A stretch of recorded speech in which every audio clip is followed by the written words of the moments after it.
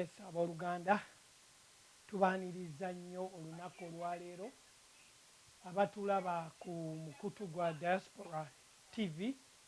Twagala okutwala omukisa guno okwebaza Diaspora TV olw'okutuhostinga buli kadde okubuulira ekigambo kya Katonda. Tulina bannaffe abagenda mu maaso be tugirira nga tulindako tulyoke tutandike, naye tuli kuyigiriza obuyinza obuli mu linnya erya Yesu Kristo. Amiina. Tuyigiriza buli lwakusatu n'olwokuna. Tuyigiriza olwokusatu tuyigiriza mu Luzungu, olwokuna tuyigiriza mu Luganda. Mu wiiki tuyigiriza ennaku bbiri.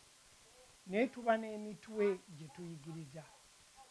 Era bw'obanga gwe mulundi gwo ogusoose okubeera ng'ojja okulaba omukutu guno, Back to the Bible Truth, okuddayo ku mazigama ga Bayibuli, tuba tujja okuyigiriza ekigambo kya Katonda. Oyinza okuba nga ebigambo bye twogera gwe mulundi gw'okusoosa obiwuliriza, naye twagala ojje n'omutima oguyiga, n'omutima ogujja okumanya. Kubanga mulimu ebintu bye twogera nga abamu bagamba ekyo tebakiyigiriza bwe kityo, ffe twakiyiga bwe kiti. Kyekyo lwaki omukutu guno gwakolebwa okuddayo okulaba amazima ga Bayibuli. Amiina. Kati kyekyo lwaki tujja okuyigiriza.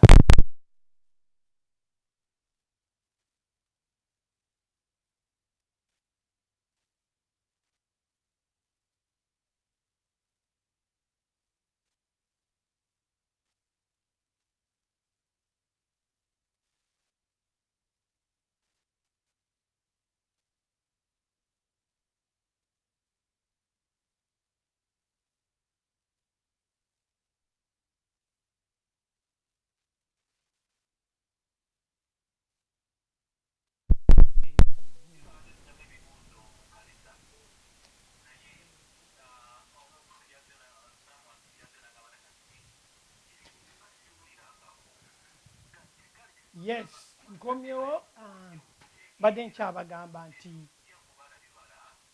omuntu ayinza okuba nga gwe mulundi gw'ogusoosa okuwuliriza ebigambo bye twogera, naye tubadde tubasaba mujje n'omutima oguyiga, ogwagala okumanya, ogwagala okuwuliriza, mumanye ekigenda mu maaso. Amanya n'eddoboozi bampita Godfrey Ssempeebwa, nga nze musomesa mu waleero, nga nine mukyala wange Grade Mubiru ali mu byuma, nga ffe tugenda okuweereza olunaku olwaleero, era tubadde twagala obbabuulira biki ebigenda okugenda mu maaso. Naye nga tetunnatandika, twagala okulindirira ddala ku bannaffe abali ku mukutu guno okubeera nga bamaliriza. Abalina ebibuuzo mubisindike ku gossemp2@gmail.com eri GOSSEMP2@gmail.com. Amiina. Abooluganda tubaaniriza nnyo abali ku mukutu gwa Cyberspace. Musumba Saamu tukwaniriza, Musumba Buwande, Musumba Kabuye, tubaaniriza nnyo bannange okubeera nti ate muvudde mu session ey'endala. Olunaku olwaleero lwakuna tuli mu Luganda. Mwebale kuyigiriza kigambo kya Katonda mu session eyo gye mubaddemu. Tuli abaweereza abali wano olwaleero kuddayo ku mulamwa gwa Bayibuli gwe tuliko. Era mbaaniriza nnyo abooluganda mwenna abalala abali okwo. Sisobola balaba wano mannya, naye mbaaniriza nnyo mwebale kubeerako. Si luno lwokka, n'ennaku endala zonna ze tuloginga in. Tuli ku kuyigiriza okugamba nti obuyinza bwe tulina mu linnya erya Yesu Kristo. Tulina obuyinza, naye olw'okuba tubadde tetusomesebwa bulungi kumanya ekyo kiki kye tuli mu Kristo, oyinza okuba ng'olina obuyinza bw'olina nga baakuwa oba obeera ne baaji ya poliisi naye nga tomanyi na baaji kimaanyi geeyina, naye buno obuyinza bwenjogerako businga baaji ya poliisi, businga buli kintu kyonna ky'omanyi, naye bw'oba totegedde, bw'oba tofunye kutegeera, oba terina ngeri gy'osobola bukozesaamu. Nkomyewo nate nga tugenda okutandika naye njagala tusabe. Taata, tukwebazizza nnyo olunaku olwaleero olw'ekigambo ekigenda okubuulirwa, ekigambo ekigenda okusomesebwa, nga tusomesebwa Taata abantu abalooginze onu ku mukutu guno bafune okutegeera, bafune okumanya. Pawulo asabye n'agamba nti Katonda wa Mukama waffe Yesu Kristo Kitaffe ow'ekitiibwa abawa omwoyo w'amagezi n'ow'okubikkulirwa mu kumutegeera ye, nga bamulisibwa amaaso g'omutima gwabwe okumanya essuubi ly'okuyitako bwe liri. Era Taata, obugagga obw'ekitiibwa obw'obusika bwe obw'obutukuvu bwe buli. Taata, tukwebaza nti abantu bo tebagenda kuvaawo nga tebategedde. Taata, oyo Yesu Kristo yabafiirira basobole okufuna obulamu obutaggwaawo, era abakkiriza Yesu Kristo balina obulamu. Taata, abanaawulira ekigambo ky'olunaku olwaleero tebagenda kusigala kyekimu. Abalwadde bakole ki? Bawonezebwe. Nkwebaza Taata okuyita mu linnya ly'omwana w'omu Yesu Kristo Mukama waffe, buli omu n'agamba nti amiina. Amiina. Waliwo atamyutinze? Amiina nnyo. Okay, amiina. Nsumba Kabuye nkulamusizza nnyo. Abooluganda tubaaniriza nnyo, tukomyewo nate okuyigiriza nga bulijjo ku buyinza. Tulina obuyinza mu Yesu Kristo. Abaagalwa, buli lw'otategeera buyinza bw'olina mu Kristo, buli lw'otategeera buyinza bw'olina mu Kristo, kiba kigenda kukola bubi nnyo. Kiba kigenda kulaga nti kyokkiriza tokimanyi. Bw'oba nga tomanyi kiki ky'oli mu Kristo, waliwo omutawaana munene. Kyekyo lwaki tujja tusomese tweyongere okubangula mu kutegeera Katonda. Kati nga tonnagenda wala nnyo nga tetunaba kuyingira mu bintu bikulu, njagala oggyeyo ekitabo kyo ababadde basoma naffe n'abo abakatweyungako nga mubadde temutugoberera, njagala mufune ebitabo ne kalaamu kubanga tugenda kuwandiika ebyawandiikibwa. Lwaki tugenda kuwandiika ebyawandiikibwa? Njagala tugende mu kyawandiikibwa ekiri mu Timoseewo ekyokubiri. Timoseewo ekyokubiri essuula 3 tuve ku lunyiriro lw'16. Kyekino lwaki tulina okusoma ebyawandiikibwa? Mulabe ekyokubiri 3 tuve ku ssuula ya lunyiriro lw'11. Ndi mu Timoseewo ekyokubiri essuula 3.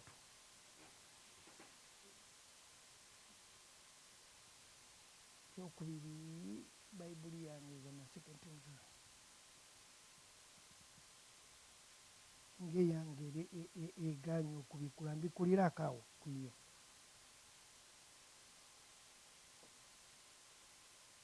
Okay, yino ebikudde. Kansoma olw'16 n'olw'17. Kanve ku lw'15. Agambye Timoseewo ekyokubiri essuula 3 ngenda kuva ku lw'15 nti era ono omutume Pawulo ayogera eri ani? Ayogera eri mutabani we Timoseewo nti era okuva mu buto wamanyanga ebyawandiikibwa ebitukuvu. Ebyawandiikibwa biki? Bitukuvu. Ebiyinza okukugeziwaza okuyingira mu bulokovu olw'okukkiriza okuli mwani? Mu Yesu Kristo. Ebyawandiikibwa bikuyingiza mu kutegeera obulokovu olw'okuyigiriza okuli muki mu Kristo Yesu. Buli kyawandiikibwa kirina okuluŋŋamya kwa Katonda. Kiruŋŋamya kitya? Kigasa olw'okuyigiriza.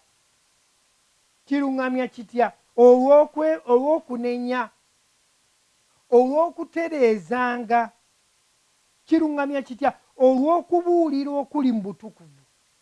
Ebyawandiikibwa bituluŋŋamya nti omuntu bw'oba ovudde ku mulamwa gwa Bayibuli kikomyawo okutegeera omuwandiisi wa Bayibuli kyaba agambye. Amiina. Olw'17 ne lugamba nti omuntu wa Katonda alemenga okubulwa kyonna kyonna ng'alina ddala byonna olwa buli mu mulimu omulungi. Nti omuntu wa Katonda ategeere ekyo Katonda kyamwagaza. Amiina. Kakati gwe Oluganda kyekyo lwaki nkugambye ali eyo atulaba n'awuliriza ku mukutu ogwa cyberspace nti kikugwanidde. Babadde boogera ku ky'okusoma Bayibuli oba okubuulira enjiri. Ensigo ezimu ne zigwa ku mayinja, endala ne zigwa mu ttaka naye nga zigudde kungulu, nti waliwo abatafaayo ng'ekigambo kibuulirwa. Naye kikulu nnyo nga bw'oyagala, nga bw'onoonya okufuna omulimu n'okuwulira ekigambo kya Katonda, kubanga bulamu bwo. Amiina. Kati njagala osheyalinge eri abantu, mikwano gyo, baganda bo, basheyalingire nga nange nsheyalinga no tulyoke tutandike. Sheyalinga abantu bajje bawulire ekigambo kya Katonda kubanga bwe bulamu. Share. Tugenda kutandika ekigambo kigenda mu maaso. Amiina. Tuli ku buyinza. Haleluya. Tulina obuyinza mu linnya lya Yesu Kristo. Kakati tugende mu maaso. Bulijjo tubadde tujja tuyigiriza nga tusomesa obuliwo bwe tulina mu Kristo, mu kuyita, mu kusaba, nga tutunuulira essaala Pawulo ze yakola ki, ze yasabira amakanisa, ng'agenda abalaga. Yali ayogera ng'alina ekigambo ky'akozesezza. Twatunuulira essaala ng'asabira Abeefeso.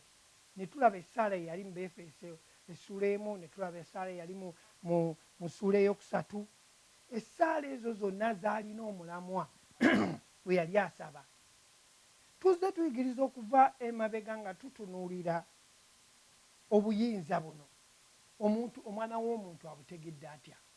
Engeri yokka gy'osobola obutegeeramu kwe kusoma ekigambo kya Katonda. Nga tujja tutunuulira essaala Pawulo ze yasomesa. Waliwo ekigambo kye bayita mu Luyonaani epignosis, kitegeeza kutegeera. Ekigambo ekyo tekisobola okutegeera okwo, tekusobola kubeerawo kokka. Kulina omulamwa kwe kusimba okufuna okutegeera. Amiina. Epignosis alina okuba ng'alina kwanyweredde. Kati okusinziira ku mutume Pawulo engeri gye yali ayogera, gye yali asaba essaala zino, yasabira amakanisa Abeefeso, Abafiripi, Abakolosaayi, Abakoliiso, nga buli ssaala gy'asaba erina omulamwa. Essaala emu twagiraba mu Beefeso emu okuva ku nnyolo 16 n'olwabiri, twaziraba essaala ze yasaba ti Katonda wa Mukama waffe yagamba nti kyeva sirekangayo okwebaza nga mboogerako mu kusaba kwange, Katonda wa Mukama waffe Yesu Kristo Kitaffe ow'ekitiibwa abawe omwoyo w'amagezi. Ye epignosis gwe twogerako, ow'okumutegeera n'okubikkulirwa. Buli lw'ofuna okubikkulirwa mu kutegeera Katonda, kitegeeza oba otegeera obuyinza omuntu bw'ayina. buli lw'otabutegeera, buli lw'otategeera buyinza obwo oba teweetegedde, olwaleero twagala tulabe ebyo ebiri mu Kristo, ebyaleeta Yesu Kristo okufa n'okuziikibwa n'okuzuukira. Tulabe oba naffe tubirina, kubanga buli ali mu Kristo, ebiri mu Kristo kitegeeza naawe okola ki? Obirina gwe ng'omukkiriza. Amiina. Naye omukkiriza yenna bw'atambula nga tategedde, mukyabambira olina kyagala okwogera, omukkiriza yenna bw'aba tategedde aba tasobola kutambulira mu buwanguzi. Amiina. Kati twagala tugende mu ssaala omutume Pawulo gye yasabira Firimooni, mu Firimooni emu lunyiriri olw'omukaaga gye tugenda okusooka nayo. Firimooni essuula emu olunyiriri lwa 6. Amiina. Agambye bw'ati: okussa ekimu okw'okukkiriza kwo kulyoke kukolenga omulimu mu kutegeera ddala buli kigambo ekirungi ekiri mu mmwe olwa Kristo, nti okussa ekimu okw'okukkiriza kwo, faith, okukkiriza kwo kulyoke, okussa ekimu kuno kulina okubeeramu okukkiriza kusobole okukola. Naye bw'omala okukkiriza waliwo okutegeera, kye twayogeddeko epignosis, buli kigambo ekiri gwakkiriza, buli kigambo ekiri eryegwakkiriza mu ggwe ng'era kiri mwani mu Kristo. Amiina. Omukkiriza alina okutegeera obuyinza bw'alina n'okukikkiriza ekyo n'akisiima, okuyita mu linnya lyange lya Kristo, okukkiriza obuyinza obwo bwe yaweebwa, obuyinza bw'olina mu linnya erya Yesu Kristo. Ate olina okumanya nti erinnya lino gw'osobola otya odyemanyisizaamu, gwe ng'omukkiriza odikozesa, olyemanyisizaamu otya, ye identification, olyemanyisizaamu otya erinnya weemanya otya mu Kristo, gwe ng'omukkiriza. Emirundi egisinga tetwemanyi, mukimanyi ekyo, emirundi egisinga tetwemanyi mwe tuli, naye tuli mu Kristo. Tugenda kutunuulira ebyawandiikibwa tulabe bannabbi bye baawandiika, bye baayogera, ebitulaga omusajja Kristo, ebyali bimwogerwako. Amiina. Ebyamwogerwako ebigenda okujja, bannabbi bye baakola ki? Bye baabiwandiika. Katugenda kutunula mu byawandiikibwa, tugenda kutuuka ne Peetero ekisooka, essuula esooka olunyiriri lwa 10 n'olw'11. Agambye atya: eby'obulokozi obwo bannabbi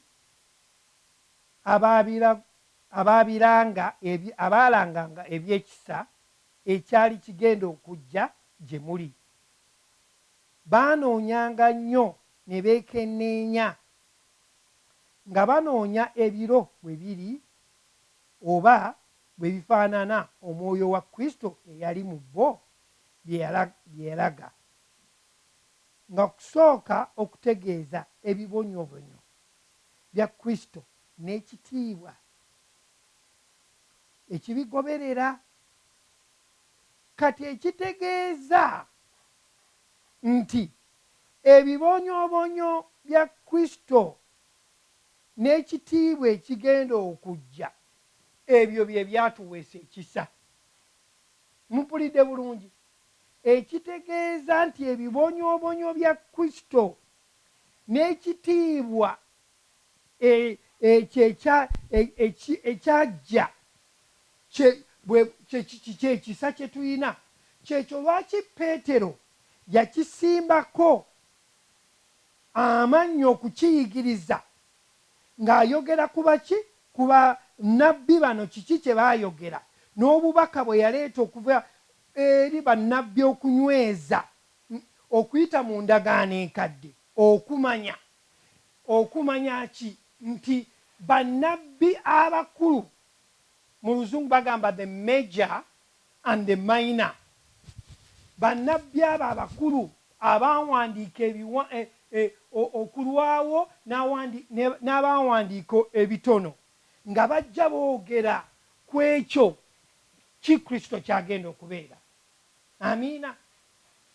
Kati obubaka buno bannabbi bwe baleeta kati bwe tulaba mu ndagaano empya nti kiba kitegeeza nti bw'oleeta ekintu kyonna nga tekikwatagana na ku Kristo kiba kigenda kukola ki? Kiba kigenda kukubuza bubuza. Naye bannabbi baali balangaani, baali balanga ekyo eyo Kristo agenda okujja. Nkyabambira anjagadde okwongerezaako nti Peetero wano alaga anti bannabbi ab'omu ndagaano enkadde abaali mu ndagaano enkadde kubanga okwo kwe tujja obubaka bwa Kristo butuukirizibwa eno mu ndagaano empya nti baalanganga bannabbi obulokozi obwo beebuuzanga they search diligently baanoonyanga omwoyo ye yabalingako eyabalaguzanga era eyayogeranga okuyita mu bo nti mwoyo kyono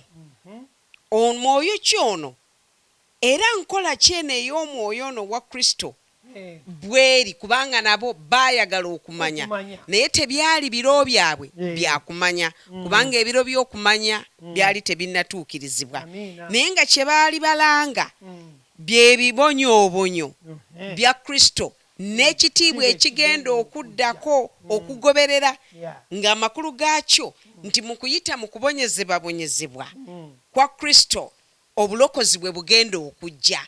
Kati beebuuzanga mwoyo kyoyo w'obulokozi naye omulimu gwabwe gwali nga gwakulanga naye ng'ekigambo kutuukiriza kyo Katonda yatuukiriza mu Kristo mu ndagaano eno empya ffe gye tuyimiriddemu olwaleero. Kati mu kubonyaabonyezebwa okwo omwo mwe tugenda okulabira n'ekitiibwa ekiddako obuyinza bwe tukolera obukolera mu ffe mu Kristo. Amiina.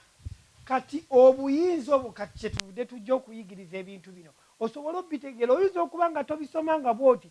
Kyekyo lwaki nazze nga nkugamba oyinza okuba nga guno gwe mulundi gw'ogusoose okuwulira ebigambo bino ng'obadde obisoma busomi naye nga tolina kubikkulirwa kwabyo.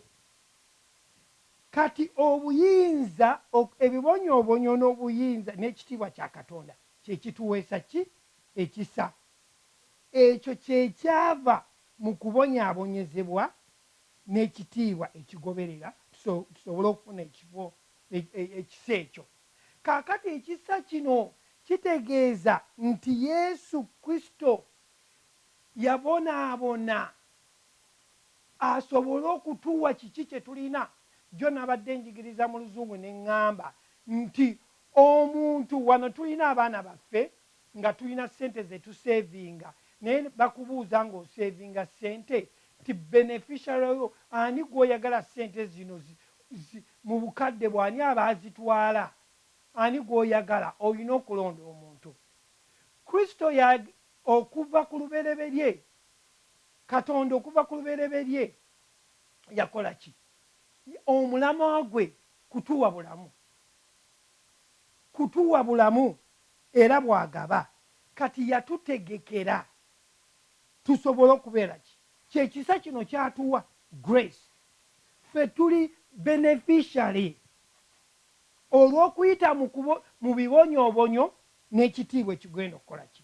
Kitegeeza nti yawaayo omutango eri buli muntu akkiriza si omulokole eri buli muntu yonna. Kyava agamba nti ayagala abantu bonna okulokoka n'okumanya amazima. Okusooka kukola ki? Okusooka okulokoka n'okumanya amazima. Abantu bonna talonzeemu, tagambye nti ow'eggwanga lino oba omusiraamu oba omukatuli, ayagala abantu bonna. Kyova olaba enjiri ya bwereere, si yakusasulira. Omuntu yenna bw'ajja n'awulira enjiri eno gye tubuulira kati, n'agiwulira n'agitegeera, n'akkiriza ekyo, n'akkiriza Kristo, kubanga enjiri eno gye tubuulira, aweebwa obulamu obutaggwaawo. Amiina. Bw'amala okukkiriza naye aweebwa obulamu obutaggwaawo, aba abuweereddwa. Naye oyo atannaba awulidde n'agaana ng'ate ategedde, Bayibuli etugambye nti omusango ogumaze omusinga. Kakati kyobula nti Katonda atwagala nnyo.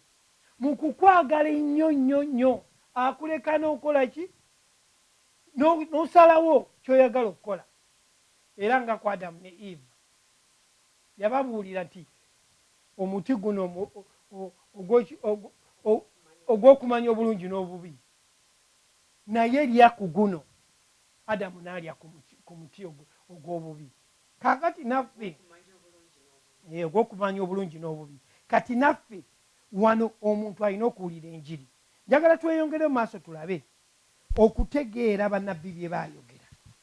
Bannabbi baalanga nga batulubuulira ebikulu, naye tebaayina kutegeera bulungi omwoyo oyo yabaliko okutubuulira kiki ekigenda mu maaso.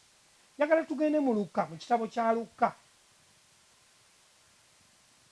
Mu kitabo kya Luka tugenda mu ssuula ya 24 olunyiriri lwa 25 n'olwa 26. Lwogera bwe luti, kale ye n'abagamba nti mmwe basirusiru abagayaavu mu mutima okukkiriza byonna bannabbi bye baayogeranga. Tekyagwanira Kristo kubonyaabonyezebwa ebyo alyoke ayingire mu kitiibwa kye. Mujjukire wano waaliwo abayigirizwa babiri abaali bagenda ku luguudo Emmaus, nga bagenda boogera ku Yesu, nga Yesu omusajja omulungi bwe baamutta. Baali bagenda bamwogerako, banyumya. N'ajja gye bali n'abagamba nti, bwe yajja yali ne bamugamba nti gw'oli mujja ku kyalo kuno, gwe tomanya omusajja omulungi Yesu Kristo eyattibwa luli? Gwe tomumanyi? N'alyoka abagamba, kale mwe basirusiru abagayaavu mu mutima okukkiriza byonna bannabbi bye baayogeranga. Tekyagwanira Yesu kubonyaabonyezebwa ebyo alyoke ayingire mu kitiibwa kye. Yabayita abasirusiru si kuba baali basiru, yali ayogera ku bugayaavu bw'okutegeera. Abagayaavu mu kutegeera bannabbi bye baawandiika. Si basiru, no, tebaayina kutegeera. Kyova olaba nti ffe abakkiriza kitugwanira okutegeera. Mwamukyala mbiri nga nnyongereza ku ekyo okuvaako wali nti tulaba nti omutume Peetero yali atulaga kye yali agezaako tulaga okujjaano mu Luka 24:25, yali atulaga era nga ateeka essiira ku kyawandiikibwa ekyo ekya Peetero ekisooka lunyiriri 1:10, ng'ateeka essiira bannabbi ekyo kye baayogerako, ekyo kye baayogerako ye Kristo, okubonyezebwabonyezebwa kwe n'ekitiibwa ekigenda okugoberera, ng'ekyo kyekisa, era ng'ekisa ekyo twakiweebwa bwereere. Tetukikolerera, nti obulokozi buno tetubukolerera, wabula tukkiriza bukkiriza njiri eno eya Kristo, ne tulyoka tuweebwa obutuukirivu. era bo bannabbi bakyogerako ekyo kye baalanga okubonyezebwa kwa Kristo okugenda okubeerawo n'ekitiibwa kiryoke kigoberere olwo n'ekisa ekiva mu ekyo kiryoke kikolere mu ffe ekyo ekisaffe kye kituwalulira mu bulokozi ekyo ekisaffe kye kituleetera mu kutegeera obulokozi buno ne tutegeera Kristo ono yaani mu Katonda. Kati bwe tweyongerayo mu Luka 24:25 tulaba nti Yesu asisinkana abayigiriza bano baali batambula bagende Emausi bagenda beewuunaanya ebyaliwo kubanga ono yali badde waabwe yaga nti mwana tuweebereremu kubanga ng'enjogera y'olwaleero nti mwana tuweebereremu mwana gayi waffe bagenze kumutta naye tetumanyi. Kati Yesu ajja okubasisinkana Yesu ayingira mu mboozi yaabwe naye tebaamumanya nti yeye ne baga nti gwotamanyangako biki bifudde mu Yerusaalemu gwotamanya gayi waffe ono Yesu abadde akola ebyamagero yafudde. Kyava abagamba nti basirusiru mmwe abagayaavu mu mwoyo. Obusirusiru tekitegeeza nti obusirusiru naye kyaba kyeyali ategeeza nti bagayaavu mu mwoyo bagayaavu mu kutegeera ebyawandiikibwa bannabbi bye bayogerako nga Peetero bw'atuluŋŋamiza mu byawandiikibwa era nga bw'atusomesa mu byawandiikibwa nti bannabbi baabyogerako ate nga abaki disciples bano Kristo yabeeranga nabo n'abalaga nga ebyawandiikibwa ebimwogerako naye olw'okuba baali bagayaavu tebaasobola kulaba ekyo ekyali kyogeruddwa. Era nga naffe olwaleero bwe tugayaala mu kusoma ebyawandiikibwa ne tutafuna kutegeera kati ekyo kitulaga nti tulina okussaayo omwoyo eri ebyawandiikibwa bino okukola amakulu oba okuleeta amagezi n'okutegeera gye tuli. Kati tutunuulira abaakajja ku mukutu gwaffe wangisebo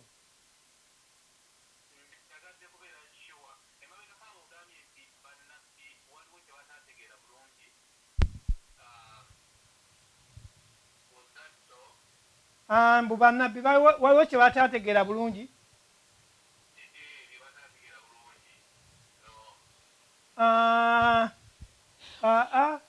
Obunnabbi bwe baalanganga tebaabufunanga mu bugazi bwabwo wadde nga baalanganga naye tebaamanyanga mwoyo kyoyo eyalinga eyajjanga ku bo n'aboogererangako. Ekyo Peetero kyayogerako kyannyonnyola.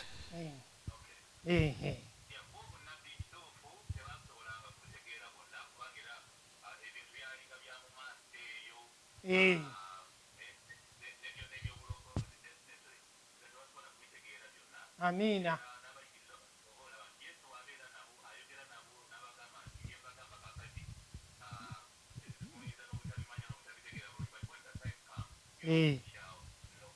Amiina.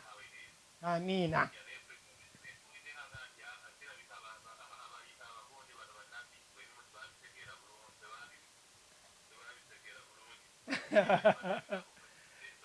Okay.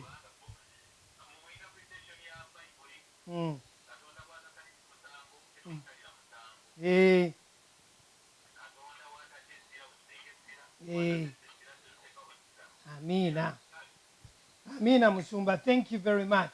Kati tubadde tukyeyongerayo nga tutunuulira bannabbi bano ebintu bye byawandiika ebiraga Kristo okumutegeera.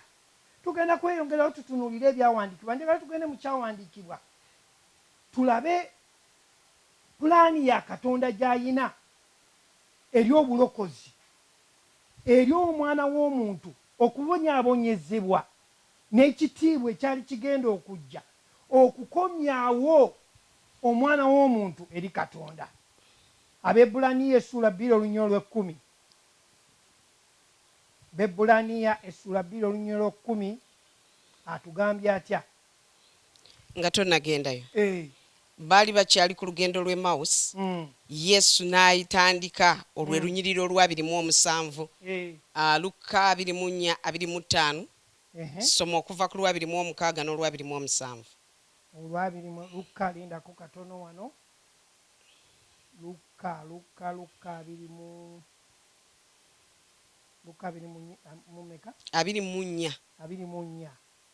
Musoma olwa 2:6 n'olwa 2:7.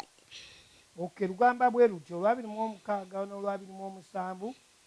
Tekyagwanira Kristo kubonyaabonyezebwa ebyo alyoka ayingire mu kitiibwa kye, n'asookera ku Musa ne ku bannabbi bonna, n'abategeeza mu byawandiikibwa ebyo byonna ebyamuwandiikibwako ye. N'ayogera nti tekyagwanyizibwa Yesu okubonyezebwa alyoka ayingire mu kitiibwa kye, n'atandika okubakola ki? Okubasomesa okuva ku ki? Okutandikira ku Musa. Yesu kye yali agezaako, yali abayigiriza okuva ku lubereberye paka ku Malakayi ekikwatagana ku ye okola kutya okubonyezebwa n'ekitiibwa ekigenda okugoberera, ekitegeeza yali abalaga ebyobwannabbi ebyamulanga ebyamuwandiikikako oba ebyamulangabuzibwako mu byawandiikibwa, n'atandika obbannyonnyola, kubanga Katonda bwe yali akola ekintu yalina patani zaakyo bwe yali akitambuliza, yalina okutambula according ku pulaani ey'obwakatonda ey'okununula omwana w'omuntu. Kati abannyonnyola nti mmwe temumanyangako nti Kristo nalina okujja, nalina okubonyezebwa ate oluvannyuma ndyoke ennyingire mu kitiibwa. Kati ekyo ekitiibwa kye yayingiramu kyekisa kya Katonda ekirokola omuntu. Amiina. Era njagala weegendereze nnyo bw'obanga osoma Bayibuli. Bw'oba osoma Bayibuli, sitole zino zonna ezirimu olabe ng'olaba Kristo. Ky'ova olaba mu Yokaana 5:39 agambye nti munoonya mu byawandiikibwa temumanyi nti byo bikola ki? byebimwogerako. Era mu ekyo tulaba nti Yesu waliwo ekintu wano kyakola ki? Kye yakola kye tulina okutunuulira nti okubonyezebwa kwe kufa n'okuziikibwa, era ekitiibwa ge mazuukira n'okutwalibwa. Ebyo bye tulina okutunuulira nti okubonyezebwa kwe kufa n'okuziikibwa, ate ekitiibwa kwe kuzuukira n'okutwalibwa, nti afa ku lwa bibi byaffe, aziikibwa ku lwa bibi byaffe, ate azuukirira wamu naffe mu kitiibwa, tulyoke tubeere abatuukirivu. Amiina. Kati njagala genda ku kitabo ky'eŋŋambye eky'Abaebbulaniya essula 2:10 tukisome tulabe.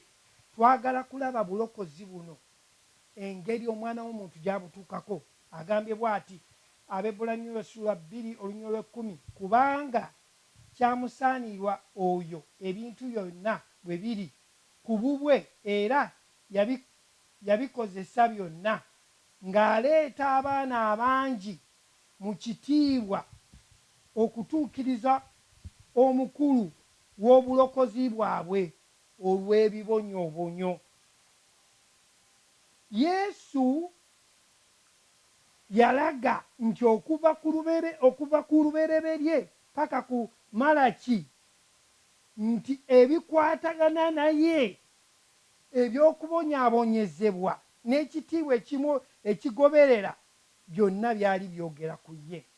Kati bwe tubiteeka awamu byonna nga mukyala Mubiru bw'agambye nti okubonyaabonyezebwa kuno, okufa kwe n'okuzuukira byonna biraga ki? Biraga kiki Yesu kye yayitamu okusooka okufuna ekisa kye? Nkyagenda mu maaso nti ate bwe tuleeta ekitiibwa, the glory, ekitiibwa n'okuzuukira n'okutwalibwa byonna bireeta awamu gye bayita total package. Erimu okufa, okuziikibwa, n'okuzuukira, n'okutwalibwa. Ffe tusobole okufuna kiki kye tulina kati? tusobole okumanya obulamu bwe tutambulirwamu nti okubonyaabonyezebwa n'ekitiibwa ekigenda okujja kyekyatule ye benefits netulyoka tufuna ekisa kyetutambuliramu. Amiina abooluganda. Netulyoka tutambulira mu buyinza eyo total package ey'obulokozi eya suffering and the glory to follow n'ekitiibwa okugoberera eyo yetuleetera ekisa ky'obulokozi. Olwo nno ne tulyoka tuba abaki ba beneficiary b'okubonyezebwa kwa Kristo, so ne tusobola okutambulira mu buyinza obwo obw'obulokozi. Njagala nabagambye nti ebyawandiikibwa bino byokka bye tulinanga evidence bye bisobola okutulaga Kristo. Tugende mu Ebbulaniya essula 2 tugende ku nnya olw'okuminennya n'olw'ekkumin'ettaano. Kyekyo lwaki nabasabye nti mugyeyo ebitabo byammwe n'ekkalaamu tuwandiike ebyawandiikibwa bino osobole okuddayo weetegereze ogambe nti mwami mubiri bye yabadde asomesa gye biri. Agambye kale kubanga abaana bagatta omusaayi n'omubiri era naye yennyini bw'atyo yagatta ebyo olw'okufa alyoke akkiriza oyo eyalina amaanyi ag'okufa ye Setaani, era alyoke abawa eddembe abo bonna abaali mu buddu obulamu. Atuwe ki? Eddembe, obuddu, atuwe obulamu bwabwe bonna olw'entiisa y'okufa. Abaali basibiddwa mu kibi bafune obulamu, kubanga ekibi kyekireeta okufa.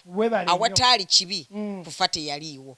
Naye olw'okugaana kw'okutwala ekigambo kya Katonda, Adamu kye yamugamba nti tolyanga ku muti guno ogw'okumanya obulungi n'obubi, n'agaana okukkiriza ekigambo ekyo kuba yali yamugamba nti lw'olya ku muti guno ogw'okumanya obulungi n'obubi tolirema kufa. Kati ekigambo ekyo ne kituukirira. Yafa atya? Teyafa physically, naye omwoyo oyo atugattaganya wamu ne Katonda oyo ye yavaawo ne tusigala nga tuli ku bwaffe. Twasigala tuli ku bwaffe, ye Katonda n'asigala nga atutambuza ate teyatulekerera kubanga yatambula olugendo lw'okutununula okutuzaayo wali mu kifo wayagala tubeere tukole omuntu mu kifaananyi kyaffe. Kyerwerwo olugendo lwatutambuza okutuzaayo wali. Kati ng'abakkiriza tulina okumanya nti tutambula lugendo lwakukkiriza, okukkiriza enkola ya Katonda okukolera mu ffe, okukkiriza ekigambo kya Katonda okukolera mu ffe. Kati ffe abaamala okukkiriza ebyawandiikibwa bino kye biva bituluŋŋamya okutuzza mu kifo kiri mwe yatutondera ekitaliiko bulemu, ekitaliiko kizibu kyonna, so kyekyo ekifo mwe twadda. Kati ebyo bye tulina okumanya ng'abakkiriza tusobole okutambulira mu buwanguzi. Kati abooluganda njagala bagamba nti bw'oba osoma ebyawandiikibwa bino olina okusoma zize bayita tenses n'omanya kiki kye bawandiika. Tuli ku lugendo olwaggwa oba tuli ku lugendo olulwa lwetugenda olugendo bugenza okuggwa. Njagala omanye Yesu tagenda kuddayo ku musalaba kufiiririra, yafa. Amaanyi Sitaani amaanyi baagamuggyako newankubadde tebaamuggyaawo, amaanyi baagolage. Naye kikutwala ggwe omukkiriza okutegeera atugambye nti alyoke abawa eddembe abo bonna abaali abaddu abaalina kati amaanyi Sitaani gakozesa kyekibi. Okitegeera bw'obanga oli mu kibi akyakufuga, bw'obanga oli mu nkola ey'endowooza ewakanya enkola ya Katonda, ekyo kyekibi. Obutakkiriza bwa Katonda kukolera mu ggwe, ekyo kyekibi. Ekibi si byebikolwa bino eby'obubbi, eby'okutta, eby'obwenzi, ekyo si kyekibi. Ebyo bibala bya butakkiriza nkola ya Katonda kukolera mu ggwe. Kati buli lw'otakkiriza kiba kitegeeza owakanya, bw'otakkiriza na nkola ya Katonda oba owakanya enkola ye. Era abantu tebagenda genda mu geena lwakuba bakola ebibi bingi batta babba nedda ebyandikwa bitugamba bulungi nnyo mu Yokaana 3:16-17 nti Katonda bwe yayagala ensi n'okuwaayo n'awaayo omwana we buli amukkiriza alemba okubula naye abeere n'obulamu obutaggwaawo. Kaakati oguno gwe musango kubanga omusana guzze abantu ne bagaana omusana ne baagala ekizikiza. Kati buli atakkiriza mwana oguba gumaze omusinga atakkiriza bw'abuulirwa enjiri n'agitegeera n'agaana obwakatonda obw'okukolera mu ye olwo ekyo kye kimutwala mu ggeyeena naye so si bikolwa. Ebikolwa bye biva mu butakola ki? Mu butakkiriza. Kikulu nnyo omuntu okutegeera ekintu ekyo. Abantu bayinza okubeera naye obutakkiriza ng'omaze okuwulira enjiri n'otakkiriza. Mbadde mbagamba nti sitaani amaanyi gamuggibwako. Sitaani bw'obanga omaze gwe okutegeera n'omanya obuyinza buno bw'olina mu Kristo, n'omanya nti kati Kristo yansonyiwa ebibi byange, sitaani n'amuggyako kufa. Omukkiriza tali mu kufa, omukkiriza ali mu bulamu. Bayibuli etugambye nti empeera y'ekibi eki, empeera y'ekibi kw'okufa. Bw'oba okyali mu kibi manya empeera balina buli lw'okola bagamba nti omuntu bw'akola alina wages bamusasula asasulwa. Kati buli lw'obeera mu kibi osasulwa, naye si ffe okusaba kwaffe. Bayibuli etugambye nti Katonda ayagala abantu bonna okulokoka n'okumanya amazima bonna. Kakati olina omukisa gw'okutegeera naye buli lw'ogaana ng'owulidde. Befeso 2 olunyiriri olusooka n'olwokubiri. 2 olunyiriri olusooka n'olwokubiri.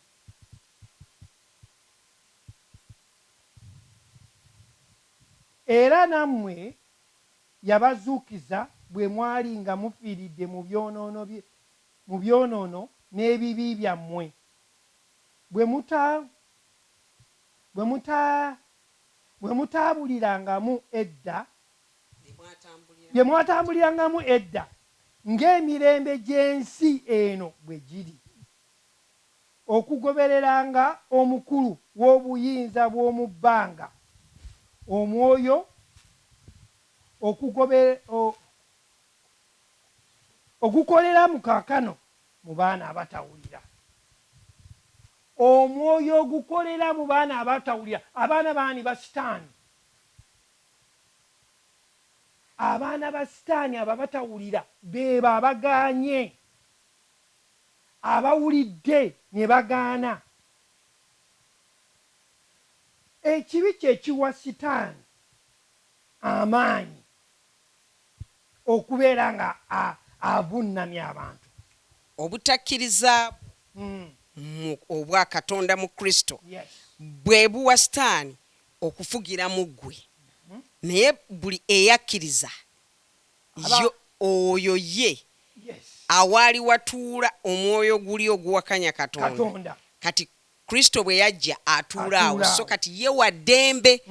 Yono gwayogeddeko mu Hebrew 2:14, Abebbulaniya 2:14 ayogedde njogenda. Kale kubanga abaana abagatta omusaayi n'omubiri era naye yennyini bw'atyo yagatta ebyo olw'okufa alyoke akkiriza oyo eyalina amaanyi okufuuka ye sitaani. Kubanga awataali kuyiwa musaayi tewaali ndagaano mpya. Naye bw'amala okugatta omubiri n'omuki n'omusaayi, oyo bw'amala okuguyiwa oyo n'alyoka amenya amaanyi g'omubi. Amiina. Omubi sitaani eyalina amaanyi g'okufa, ag'okufa, kubanga ekibi kye kireeta okufa. Obutakkiriza bwe buleeta okufa, okukkiriza mu Kristo bwe buleeta obulamu. So kati yamuggyako amaanyi newankubadde teyamutta nti yamutta naye yamuggyako amaanyi kiringa bw'onoobeera ng'omuntu musirikale abadde musirikale owa poliisi n'akola ebitagwana ne bamuggyako emmundu ne bamuggyako obuyinza obwo obumufuula okuba kati ne bw'akusanga oba tokyamutya kubanga obuyinza obumuleetera okukukwata aba takyabulina kati ne sitaani bwe bati we baamukola baamuggyako obuyinza kati ffe bwe tutategeera bwe tutabikkulirwa ekyo ki Kristo kye yakola tutambula buli kimu kitunyigiriza naye nga twakkiriza naye ng'endowooza yaffe nsibe ekyo tekinzigyako bulokozi olw'okuba simanyi nkola bwekolebwa naye nga nakkiriza naye endowooza yange n'etasomesebwa kutegeera mbeera musibe benefits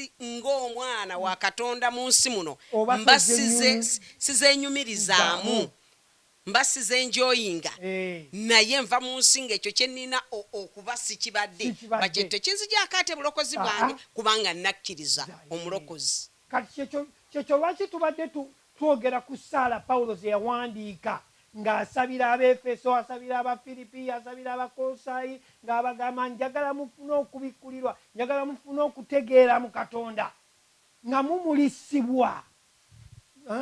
Pawulo ng'asaba essaala ezo kubanga buli omuntu lwabulwa okutegeera Katonda kyamwagala ategeere aba tajja kwenjoyinga asobola okubeera n'obulokozi bwe wano ku nsi benefits z'obulokozi bwe ziri. Amiina. Tukyeyongerayo nga tutunuulira ebyawandiikibwa tuyigiriza ku buyinza omuntu bw'alina mu linnya lya Yesu Kristo. Amiina.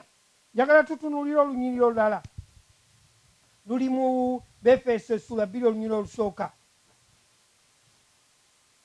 Befeso essula 2 olunyiriri olusooka tubikuleyo wano tulabe. Era nammwe yabazuukiza bwe mwali nga mufiiridde mu byonoono n'ebibi byammwe. Kati kitegeeza omuntu atannakkiriza Kristo mufu mu mwoyo newankubadde wano mu bulamu obwa bulijjo atambula naye mu mwoyo mufu. Bayogeranga nti oli mufu olw'okuba otambula naye nga bw'oba tonategeera kiki kya mwoyo kye boogerako omala kujja kusoma byawandiikibwa eno n'olyoka otageera ddala nti ki oli mufu. Wali mufu naye kati omala kuyingira kukkiriza bulokozi n'olyoka osoma ebyawandiikibwa n'olyoka otegeera nti nali mufu ddala ogenda okutunuulira ddala nga oli mufu kubanga eby'omwoyo wali tobitegeera. Tosobola kutegeera bya mwoyo nga tozaaliddwa mwoyo wa Kristo kubanga bonna abatalina mwoyo wa Kristo si babe. So kati abantu balina okukkiriza omwoyo wa Katonda ono wa Kristo okuyingira mu bo balyoke babeere abaana ba Katonda. Oyose n'oyogera ekintu ekyo luli twayigiriza ne tugamba nti abantu bonna bantu baki ba Katonda naye abamukkiriza abaana ba Katonda, abamukkiriza bonna baana ba Katonda naye abantu bonna bantu baani ba Katonda. Naye kati omwana bw'oba ogenza okusaba oba omanyi bw'osaba taatawo nga gwe omwana n'omuntu obuntu okitegeera. Kaakati wano we tulina okutegerera ebintu bino eby'omwoyo nti bw'ogenda okusaba oba omanyi kw'osinzidde okusaba. Kyenvudde gamba nti Pawulo bwe yali awandiikira essaala zino ze yali asaba eri Abefeso ti Katonda wa Mukama waffe Yesu Kristo abawo okutegeera abawo okumanya ng'alina ki ng'alina omulamwa kwe yali asimbye nti essuubi ly'okuyitako nga bwe liri mumanye. Amiina. Abooluganda ebyokwogera bingi nnyo olunaku olwaleero, ebyokusomesa bingi nnyo naye tetusobola bimalayo. Naye bw'oba obadde oyagala okuwulira ebirala bye tubadde tusomesa ogenda ku mukutu gwaffe Back to the Bible Truth oba genda ku Godfrey Sempeebwa ku Facebook oba ku YouTube ojja kulaba bye tubadde tusomesa. Subscribing osobole okufuna okutegeera. Amiina.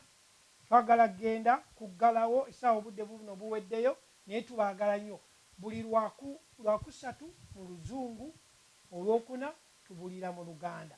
Tutandika essaawa 2 paka ku ssaawa 3 ennaku ezebbiri. Mukama abawa omukisa, tubaagala nnyo. Mukyala Mbiru tusabire nga tuggalawo.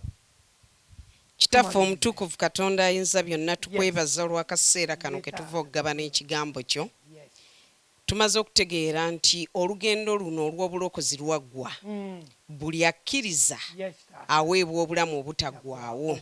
Kyetuva tweyongera okusaba nga Pawulo bwe yasabira eri amakanisa, nga tusaba bwe tuti nti yongera okuggula amaaso g'emitima gyaffe tusobole okulaba okuyitibwa kw'obulokozi ke twayitibwa eri essuubi eddamu eriri mu ggwe Kristo.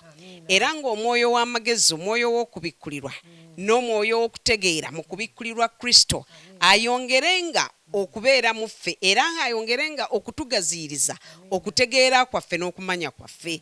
Taata tukwebaza olw'obulamu bwa buli kinoomu abadde ku mukutu guno, ku mikutu egy'enjawulo ng'awuliriza. Titaata akule mu kutegeera ne mu kumanya, ayongere okumanya obuyinza obukolera mu ye obwamuweebwa, era ategeerere ddala nti olugendo lw'obulokozi bwe yalukkiriza lwali lwaggwa dda, kati atambulira mu mulimu ogwaggwa, era atambula nga muwanguzi, atambula nga afuga buli mbeera yonna ey'endwadde ng'efugira wansi w'ebigere bye, ey'obwavu ng'efugira wansi w'ebigere bye, kubanga gwe watwala obwavu bwaffe, watwala endwadde zaffe ffe tusobole okuba abalamu.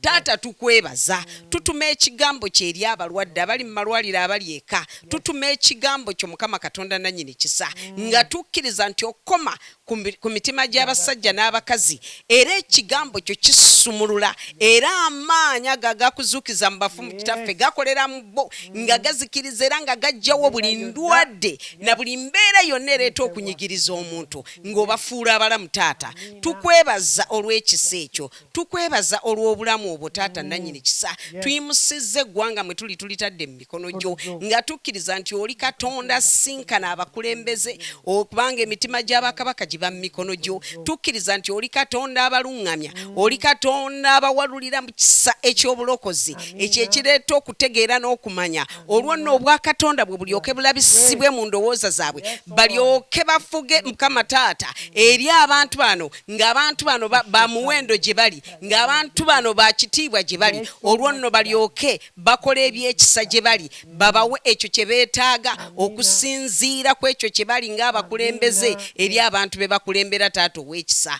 Mukama tukwebaza n'eri eggwanga lyaffe Uganda, nalyo nga tukkiriza nti obulokozi bulabisibwa mu Uganda, okoma ku mitima gy'abakulembeze, ogyemulula endowooza zaabwe, oggyawo buli nkola yonna etali ya bwa Katonda mu ndowooza zaabwe, n'oleeta ekisa ky'obulokozi gye bali, n'okoma ku mitima gyabwe, ne balyoka bafuga mu kutegeera ne mu kumanya. Olw'ekisa ekyo n'emirembe gya Katonda ne gifugira mu mitima gyabwe ne mu ndowooza zaabwe, era obulokozi bulabisibwa mu ggwanga Uganda, era bendera ye eyambusibwa Mukama Taata nannyini kisa, nga tukkiriza nti bulamu bulabisibwa Uganda, kwagala kwa Katonda kulabisibwa Uganda, embeera ezuukira nate mu maanyi ag'ekitiibwa kya Katonda eri ensi Uganda. Mukama tukwebaza mu byonna. Eri abatalina mirimu Mukama Taata tusabye nti gwe okuba ekkuba awatali, oteekawo embeera Mukama Taata where they create the jobs Mukama eri abantu bano Mukama Taata, basobole okuba Taata nga balina ekyokulya